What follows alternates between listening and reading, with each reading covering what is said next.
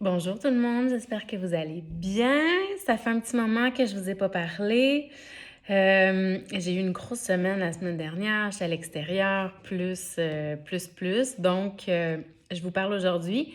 Je poursuis en fait justement la série d'épisodes sur ce qui nous empêche de créer ce qu'on veut, ce qui nous empêche d'avancer vers ce qu'on désire et tout ça. Alors, la semaine passée, on a parlé de la peur, des doutes et de la culpabilité, ce qui pouvait nous empêcher d'avancer. Le premier épisode, je faisais vraiment une vue globale de tous les points qui nous empêchent d'avancer. Puis aujourd'hui, je vais en prendre quelques-uns. Aujourd'hui, j'avais envie de parler justement du manque de vision. Manque de vision qui amène au manque de focus, de concentration aussi, et l'éparpillement. C'est tout à peu près lié ensemble.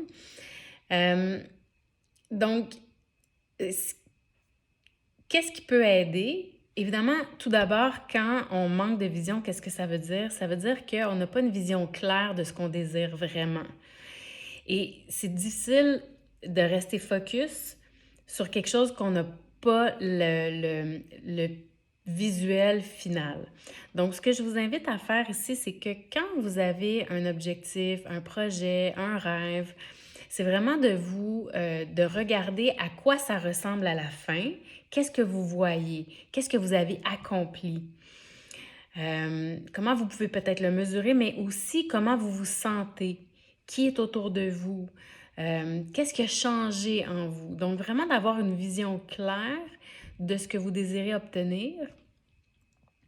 Et à partir de là, ça va être beaucoup plus difficile, pas difficile, mais ça va être beaucoup plus facile, en fait, de vous concentrer.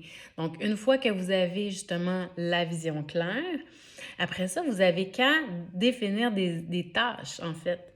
Définir les tâches que vous avez besoin de réaliser pour obtenir ce que vous désirez. Donc, les tâches, ça va être vraiment de décliner. Qu'est-ce que j'ai besoin de faire concrètement dans le matériel pour obtenir ce que je désire? Ça peut être justement des choses que je dois... Par exemple, on écrit un livre.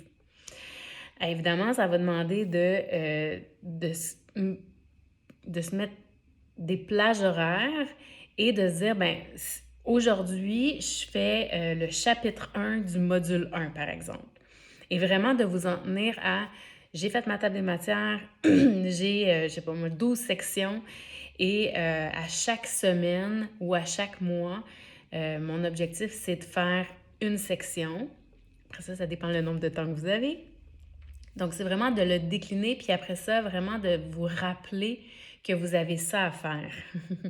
Et là, on tombe dans le domaine de la discipline. Donc, c'est sûr que ça va vraiment vous aider de créer des nouvelles habitudes pour rester discipliné. Et la discipline vient, oui, de comportements répétitifs, de nouvelles habitudes, mais je vais vous avouer que la motivation, quand justement ça fait vraiment beaucoup de sens pour vous, pourquoi, en quoi c'est important pour vous d'écrire ce livre-là si on garde l'idée du livre? En quoi c'est important pour vous de réaliser cet objectif-là? Et, et plus vous allez descendre profondément dans le pourquoi, plus la motivation va rester stable. Parce que si justement votre motivation est directement liée avec vos valeurs, avec le sens que ça donne à votre vie, avec votre identité profonde, plus vous allez avoir vraiment de désir, de motivation, plus vous allez mettre de la place dans votre horaire pour réaliser ce que vous voulez réaliser. Et de vous garder en tête dans l'agenda, dans votre téléphone, qu'aujourd'hui, qu'est-ce que je fais pour réaliser mon rêve? Ça peut être juste 5 minutes, une demi-heure, une heure. Qu'est-ce que je fais à chaque jour pour réaliser ce que je désire? Évidemment, on sait que on a un rêve, on a un objectif, mais ça reste qu'on a toute la vie aussi autour. Mais ça reste que plus que vous allez justement garder du temps dans votre horaire et justement le focus, ça va faire en sorte que vous allez vous en rappeler. Parce que c'est souvent ça qui arrive. On est comme, ouais, je veux faire ça cette année. Finalement, il y a tellement de choses qui rentrent dans la ligne de compte qu'ils descendent dans les dernières priorités. Et justement, si on le garde dans les priorités ultimes, dans notre agenda par exemple, alors, ça va vous aider à rester focusé et éviter l'éparpillement. Aussi, de garder un objectif à la fois.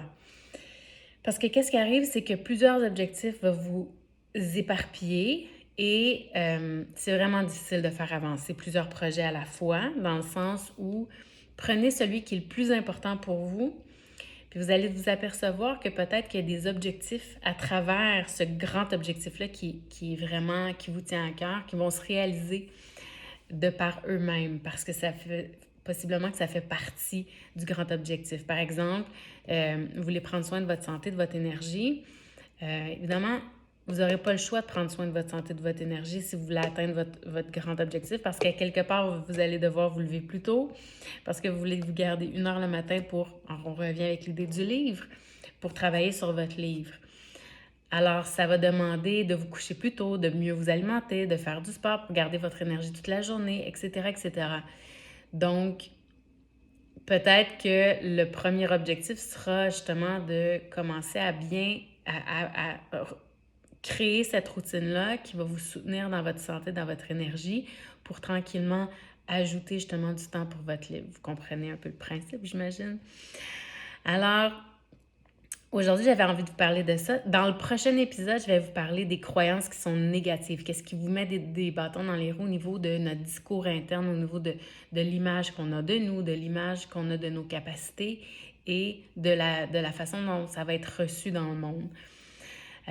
Donc ça, c'est le prochain épisode. Puis ensuite de ça, possiblement que je vais parler justement de l'énergie physique, l'énergie énergétique, qui comme souvent, la problématique, une des problématiques majeures là, avec les croyances, les peurs, les doutes et tout ça, qui nous empêche de réaliser ce qu'on veut. Parce que comme on a beaucoup à faire, souvent, ce qui arrive, c'est que nos objectifs, nos rêves, on les met en dernière priorité et finalement, on n'a pas assez d'énergie, on n'a pas assez de jus dans nos batteries pour justement mettre ça en place.